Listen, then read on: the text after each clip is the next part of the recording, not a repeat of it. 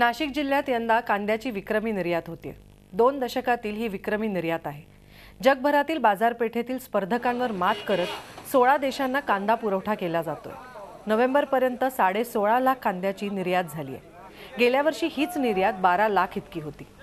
यंदा ही निर्यात दुपटीवर जाण्याची शक्यता आहे।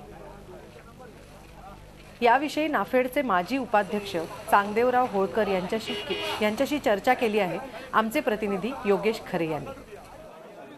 गेल्या दशकातली विक्रमी निर्यात यावर्षी कांद्याची होणार आहे। यावर्षी मार्चपर्यंत जवळजवळ 20 लाख मेट्रिक टन कांदा हा निर्यात होण्याची शक्यता आहे। आतापर्यंत म्हणजे डिसेंबरपर्यंतची जी आकडेवारी आली आहे त्यामध्ये जवळजवळ 16 लाख मेट्रिक टन कांदा आतापर्यंत निर्यात झाला आणि त्यामुळे यावर्षी ही 20 लाखांपर्यंत जाऊ शकते। त्याला काय कारण आहेत इतक्या मोठ्या प्रमाणात कांदा निर्यात होण्याची? कारण हे जे फायनान्शियल इयर आहे 16 आणि 17, 1 एप्रिल 16 तर 17 एप्रिल मार्चपर्यंत हा फायनान्शियल इयर आहे।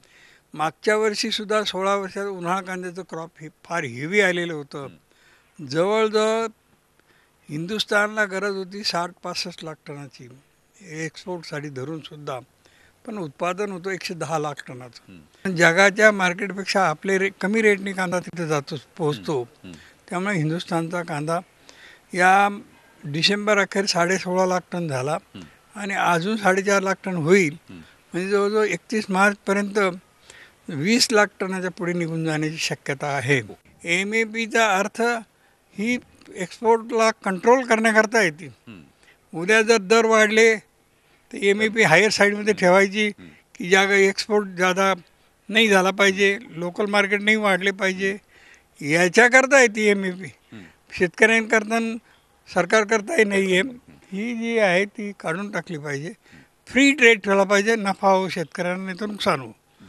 ग्लोबलायझेशनच्या या युगामध्ये शेतकऱ्याला फायदा देण्यासाठी MAP ही बाहेर काढणं गरजेचं आहे।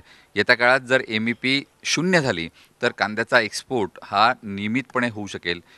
जगाच्या बाजारामध्ये एक विश्वासार्हता निर्माण होईल आणि येत्या काळामध्ये कांदा हा एक महत्त्वाचं निर्यात करणारा कृषी माल म्हणून याकडे बघितला जाईल। व्हिडिओ जर्नलिस्ट सोनू भिडेसह योगेश खरे, झी मीडिया, नाशिक। झी 24 तास रहा एक पाऊल पुढे।